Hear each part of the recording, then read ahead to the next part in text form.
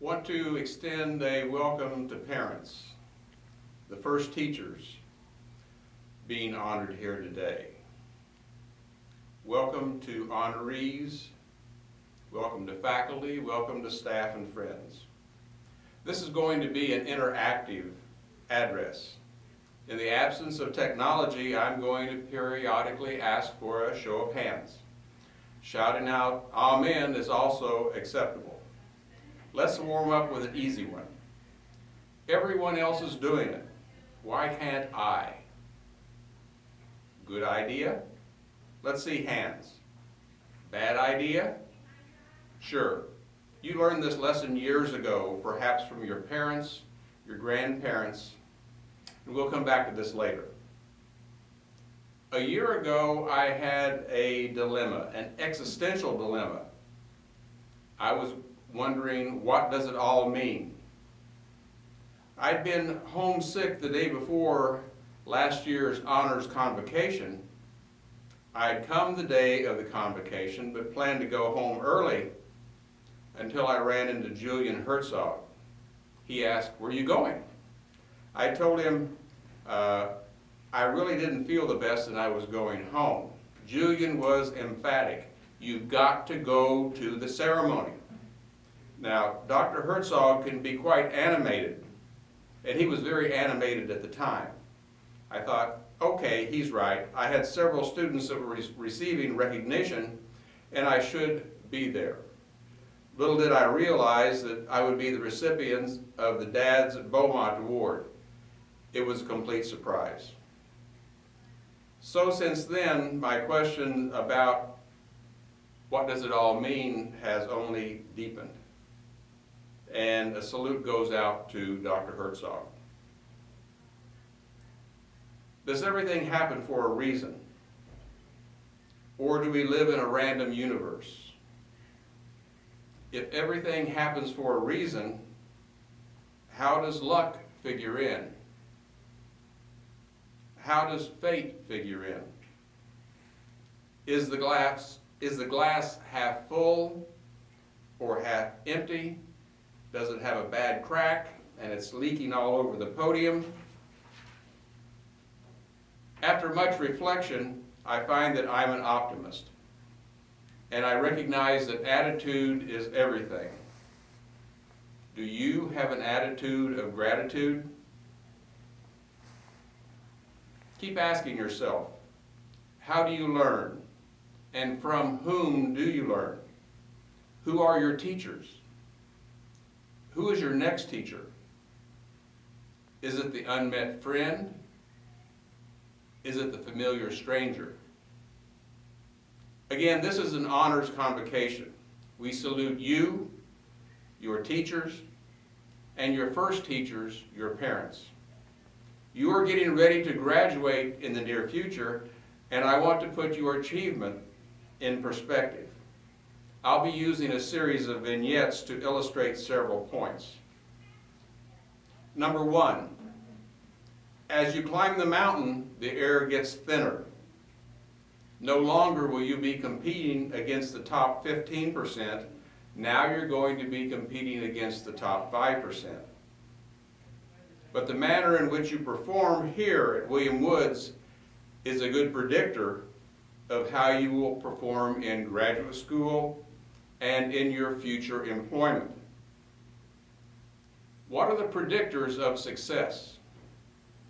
Actually, there are three predictors of success that are primary predictors: IQ, SES, or socioeconomic status, also known as family income, and self-control.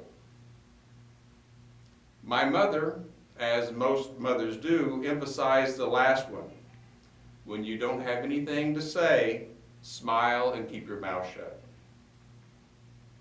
IQ and social status are hard to change, but recent research indicates that self-control can be learned. Even identical twins are not identical on self-control. That tells us that something has been learned, not something that they have inherited. So there is hope for those impulsive ones among us. Now, I don't want to diminish the importance of having hope.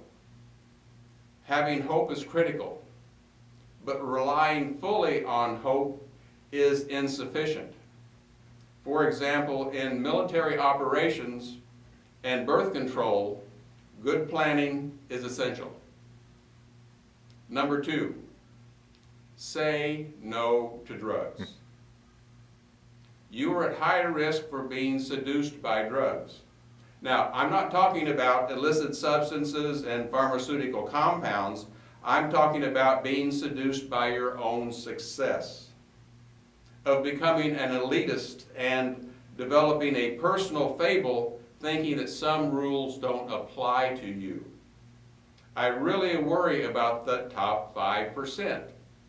Very intelligent, very well-educated people, and they can do very stupid things. Everyone else is doing it. Why can't I? Very intelligent, well-educated people fell prey to this. They fell victim to greed. It led to the global economic crisis in 2008 and our current recession. Again, very intelligent, well-educated people did not have the necessary playground supervision and put the economy in the tank. They created products like credit default swaps and collateralized debt obligations, products in many respects that were designed to fail, and fail they did. How many people have had a balloon that never popped? A bubble that never burst?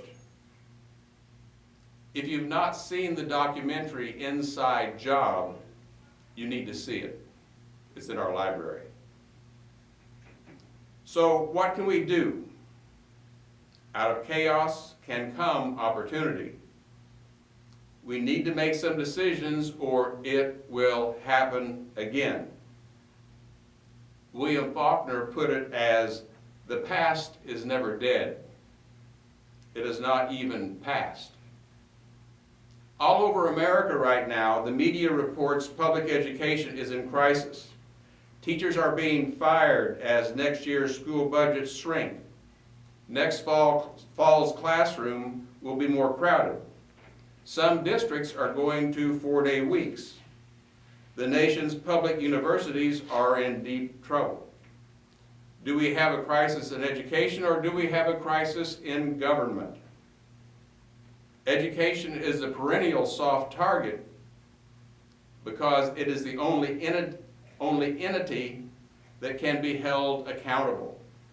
Think about the child in the center, surrounded by the family, surrounded by the community, surrounded by education. Now, which will legislators seek to hold accountable? The child, the family, the community? No, only education. Robert Reich, former Secretary of Labor during the Clinton administration, suggests an answer, and suggests the answer is for the federal government to bail out public education until state and local revenues return as the economy strengthens. After all, the government bailed out Wall Street.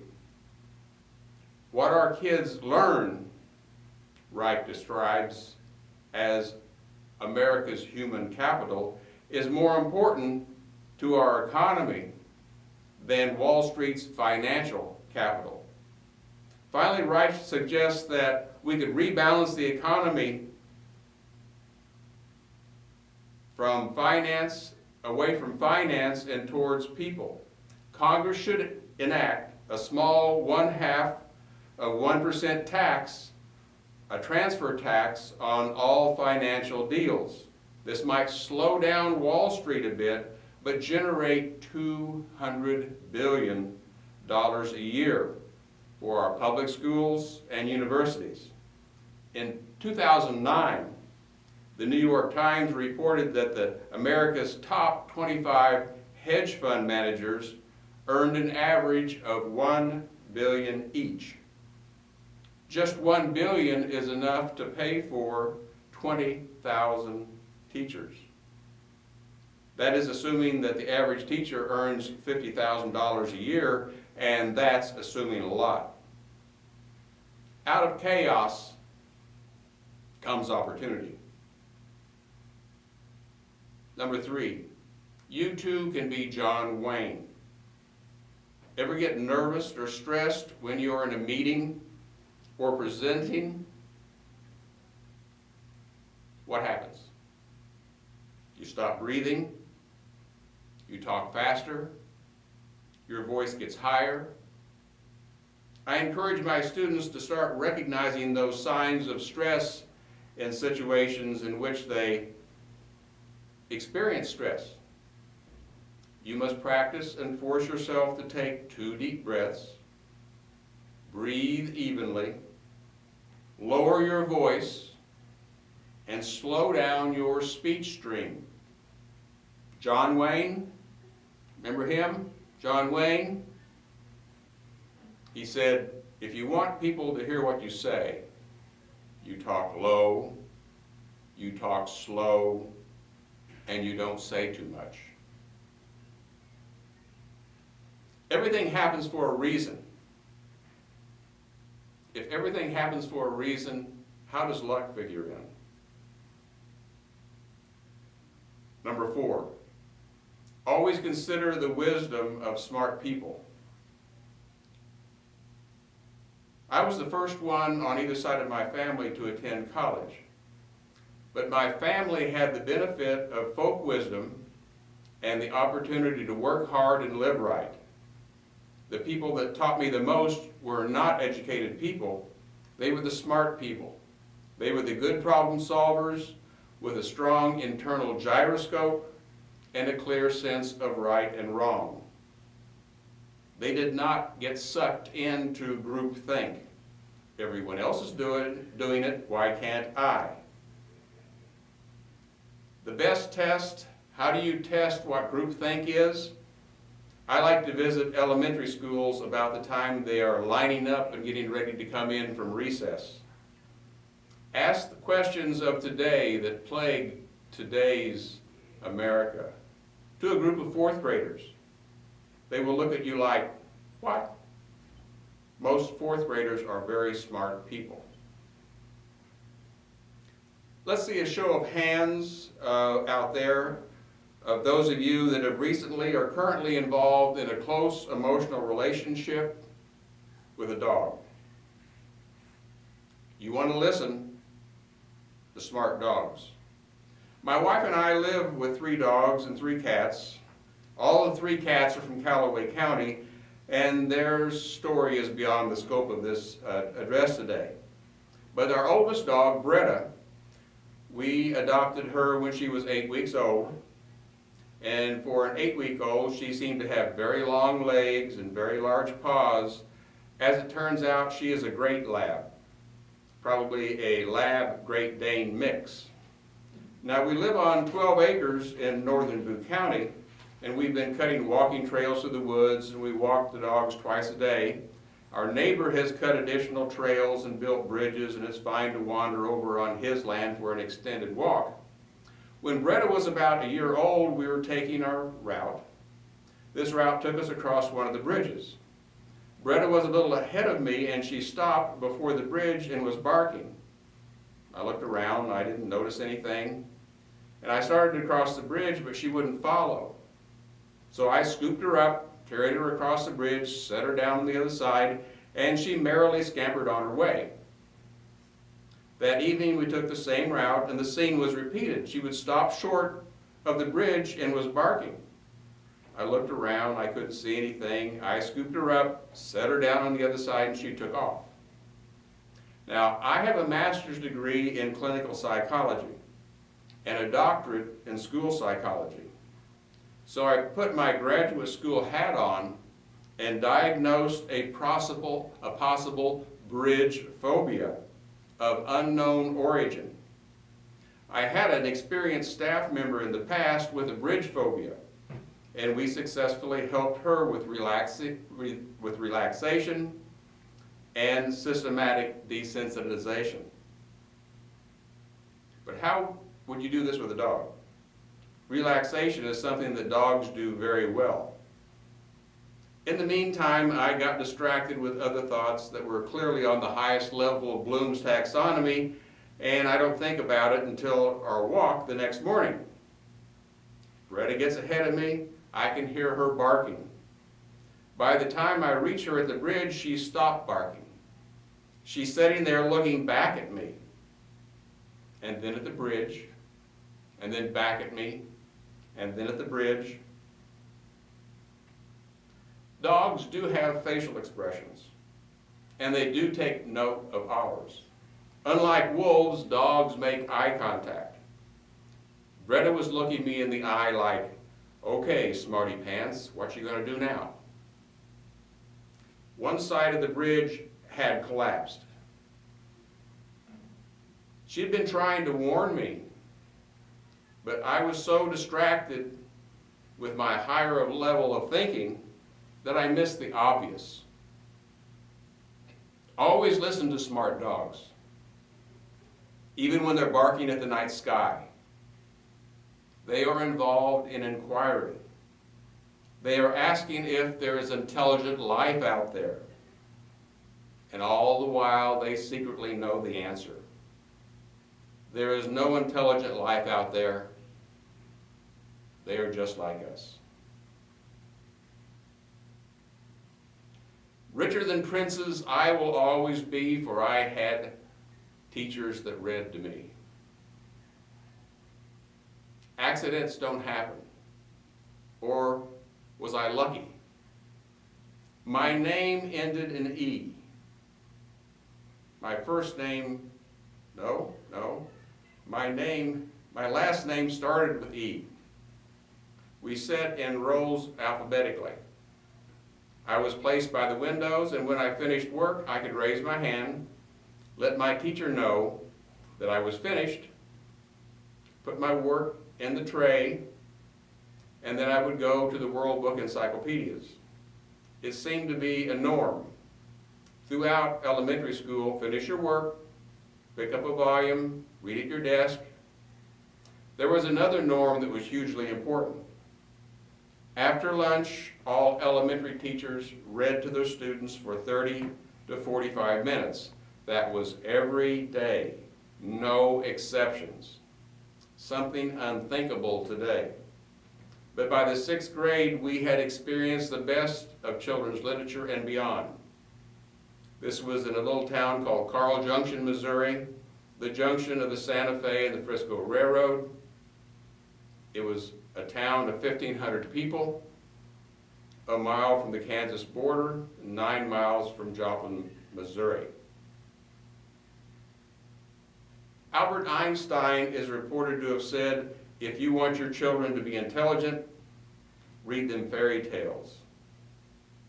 If you want them to be more intelligent, read them more fairy tales. Pick a book, any book. So I moved from elementary to junior high. Teachers no longer read to us. But we did have a study hall, something unheard of today. This was 1 hour where you were involved in supervised study. My study hall was in the library with the librarian, Mrs. Height. This is where I discovered social networking. Under the guise of looking for a book, I could walk around. Hi, Karen. How's it going? Sue, nice poodle skirt. Dave, how'd you get that penny in your loafers? This was great, until the day that Mrs. Height got on my game. I saw her coming out of the corner of my eye and started staring intently at a row of books. She asked, "What are you doing?" I replied that I was looking for a special book. She asked if I needed any help in finding it. I said no, that I had just found it. I reached to the shelf and removed a book at random. "Yes, I think I found it." She asked if she could look at it. Of course. She looked at the title, Oh, very good choice. And she would be interested in monitoring my progress in this book. The book I pulled at random was Voltaire's Candide, written in 1759, also known as Optimism.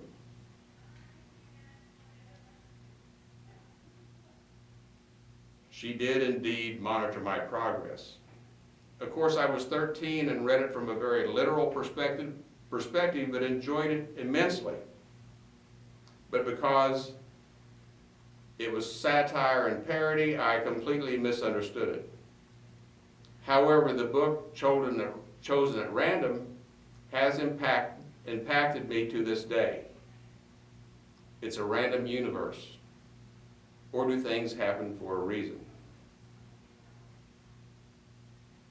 Don't argue with your mother. When I was 10 years old, I had heard my mother mention that she thought that I should become a preacher. Since I had daily access to World Book encyclopedias, I decided I would research the idea. Mother was frying chicken and I walked in the kitchen and announced the fruit of my research. Mom, I'm not going to be able to become a preacher because I don't think I can manage the Latin. Mom never looked up. Sweetheart, we are Methodists and we don't use Latin. From that point on, I decided to make sure I had a solid argument when I went forward and never to argue with my mother. Years later, my father reminded me there are two theories of arguing with a woman, and neither one works. I want to leave you with those thoughts. Thank you very much. Congratulations on your honors here today.